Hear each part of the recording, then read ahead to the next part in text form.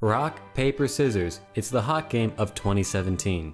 The kids just can't stop playing it. You know it, you love it, but here's the important question. How do you win?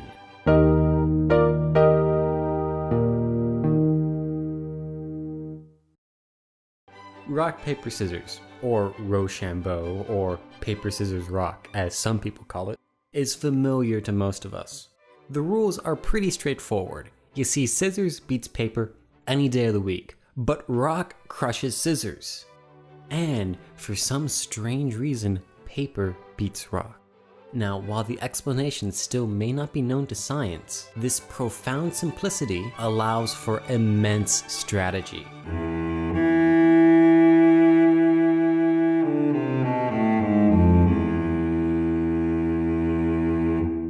The first step to victory is learning the meta.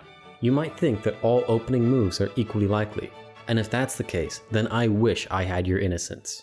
You see, the big names have done their research and they've come out with this meta snapshot.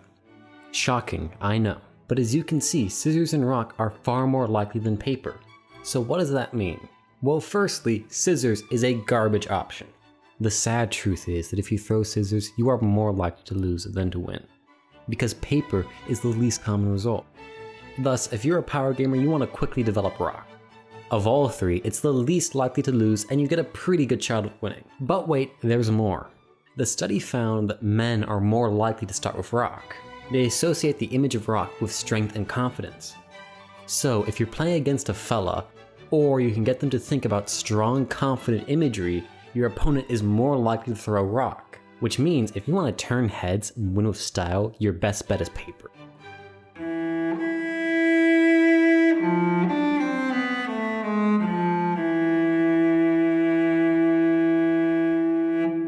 Now, while that may cover the metagame, what if you really want to win?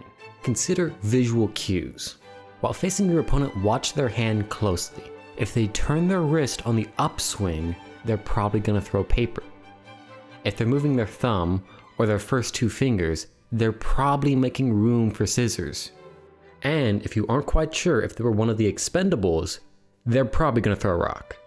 Now, do these tactics break the spirit of the rules? Probably. But this is a dog-eat-dog game, and you gotta do anything you can to get ahead.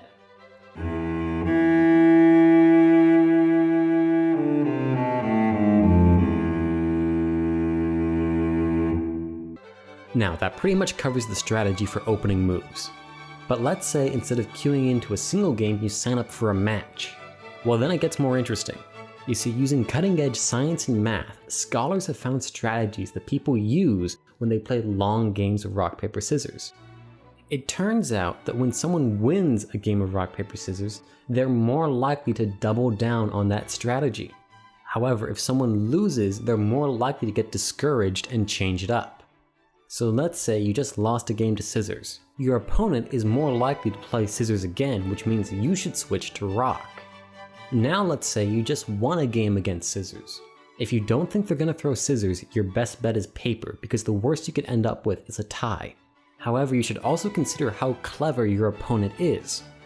If they've just lost with scissors, and they think you're going to double down on rock, that means you should throw scissors to beat their upcoming paper. And it also means that you should not throw rock again, because it will probably only tie at best. So what this boils down to is a strategy against most players. If you've lost a round, you should then try the thing that would have won you that round. And if you've won a round, you should not repeat yourself. So congratulations! You have everything you need to be a competitive player. Just make sure you're responsible when you use your powers to go and dominate your local scene.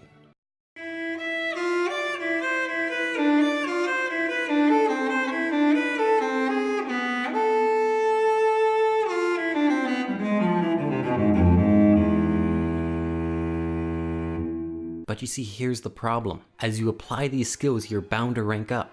And as you rise in the leaderboard, your opponents will become more competitive.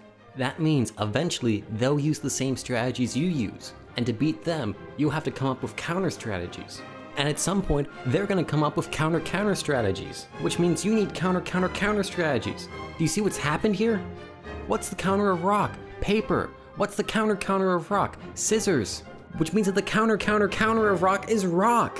It's a cycle, a circle. Once you start thinking 3 steps ahead, you're back where you started, and you end up in an infinite loop, going round and round. Strategy spirals around you. You spin through the unending void of the universe. You question the emptiness of existence. And amongst all this insanity, you ask yourself, what is life?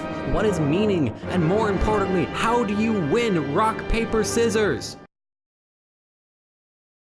Well, I've got one weird tip that coaches just hate. Just follow these easy steps. 1. Go to Japan and find a Zen monastery. 2. Renounce all your worldly possessions and join that monastery. 3. Spend years meditating, studying koans, diligently working to disassociate yourself from all ties you have to this false corporeal world. 4. If you work hard enough, you may one day achieve transcendence. At this point, we're going to need you to reel your astral projection back into your body. And now you are ready for the ultimate game of rock, paper, scissors. You shall meet your opponent on a high mountaintop, at which point you will clear your mind of all distractions, empty yourself of all worldly connections, and only in this pristine emptiness of mind can you achieve the true random throw. So while your opponent may be able to predict any strategy, they won't be able to predict pure randomness. And only then, with pure randomness, can you achieve the true 33% win rate. And only then will you know true happiness.